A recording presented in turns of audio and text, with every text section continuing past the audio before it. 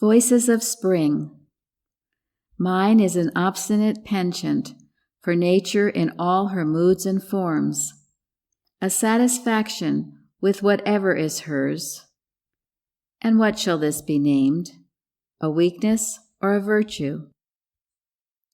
In spring, nature, like a thrifty housewife, sets the earth in order, and between taking up the white carpets and putting down the green ones, her various apartments are dismally dirty.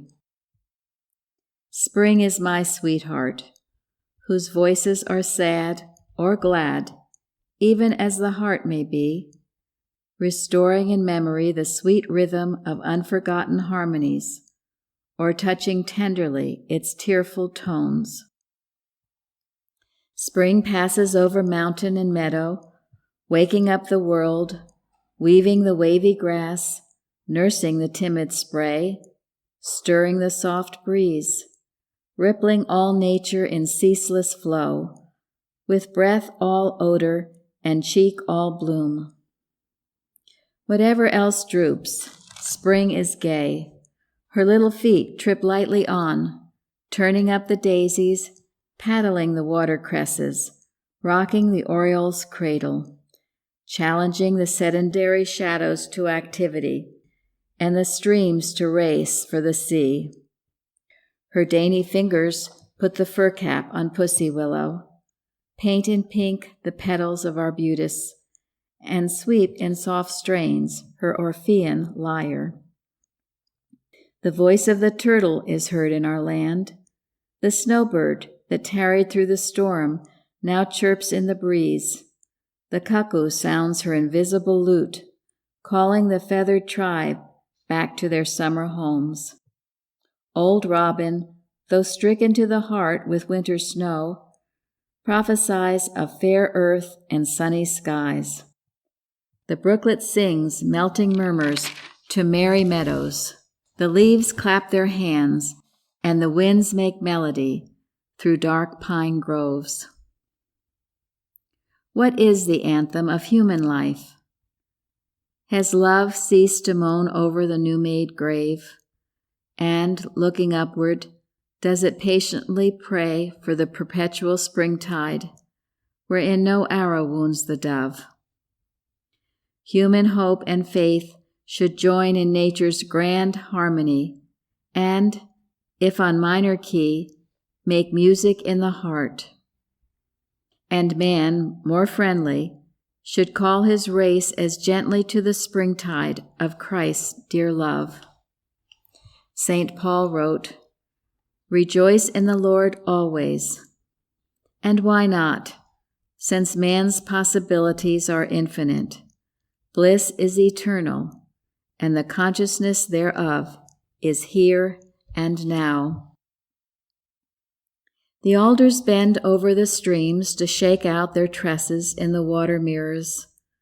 Let mortals bow before the Creator, and looking through love's transparency, behold man in God's own image and likeness, arranging in the beauty of holiness each budding thought. It is good to talk with our past hours and learn what report they bear, and how they might have reported more spiritual growth. With each returning year, higher joys, holier aims, a purer peace and diviner energy should freshen the fragrance of being.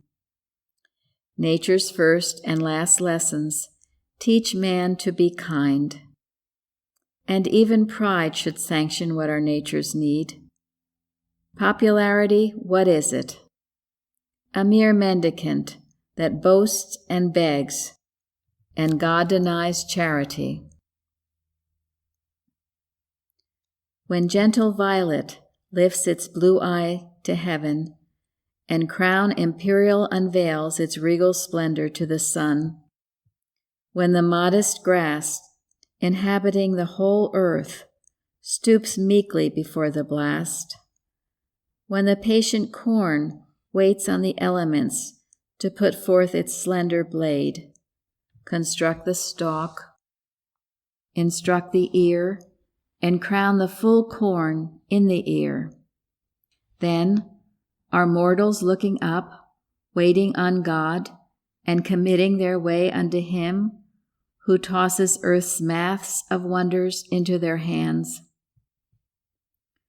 When downtrodden like the grass, did it make them humble, loving, obedient, full of good odor, and cause them to wait patiently on God for man's rich heritage, dominion over all the earth.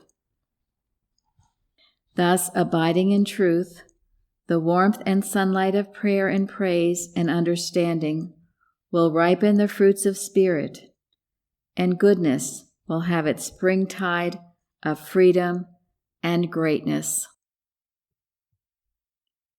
When the white-winged dove feeds her callow brood, nestles them under her wings, and in tones tremulous with tenderness calls them to her breast, do mortals remember their cradle hymns and thank God for those redemptive words from a mother's lips which taught them the Lord's Prayer?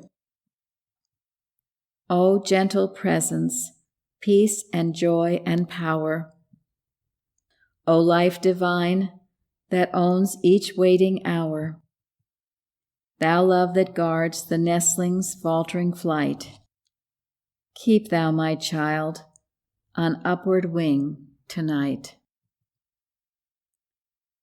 Midst the falling leaves of old-time faiths, above the frozen crust of creed and dogma, the divine mind force, filling all space and having all power, upheaves the earth. In sacred solitude, divine science evolved nature as thought, and thought as things. This supreme potential principle reigns in the realm of the real and is God with us, the I Am.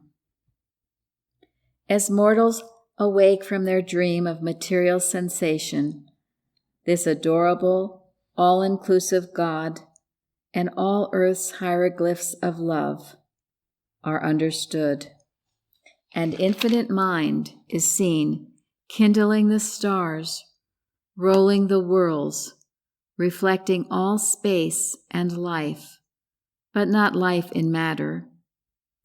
Wisely governing, informing the universe, this mind is truth, not laws of matter. Infinitely just, merciful, and wise, this mind is love, but not fallible love. Spring is here, and doors that closed on Christian Science in the long winter of our discontent are open flung.